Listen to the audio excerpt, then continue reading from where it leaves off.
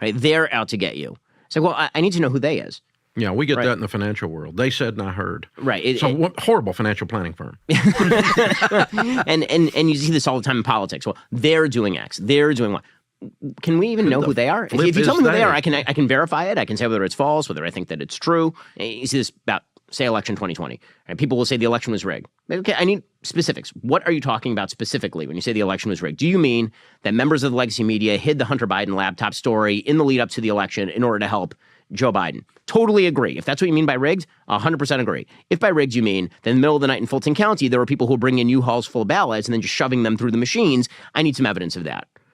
Right? But people will use rigged and they'll just mean all those things to all those people. And then if you say, well, I don't agree with you the way you're talking about, then it's like, well, that's because you're on the other side. Right? It's a way of creating artificial division rather than clarity. And that I find pretty reprehensible. It's where we've devolved from arguing about ideas. Instead, we argue about hyperbole.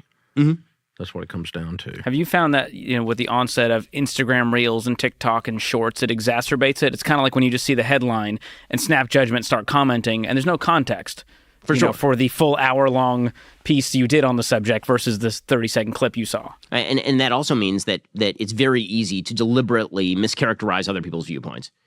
And so that happens all the time. Yep. Where somebody will claim that you said a thing that you clearly did not say. In fact, you may have said precisely the opposite, or you clarified it in a particular way in the middle of a 15-minute segment or an hour segment, and they'll pick out one sentence, and then because people have an attention span of 7.3 seconds or whatever it is, people will see that, and then they'll just think that's your view from now on.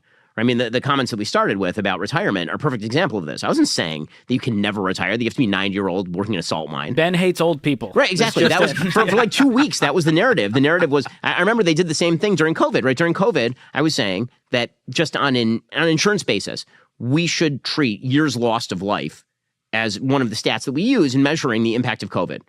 Meaning that if you're talking about who to protect and who to shield, we should be shielding the elderly. That's the number one job. But we should be tranching people who are younger back into the workforce because those people are not really going to get sick and they're really not going to die. They're going to be fine.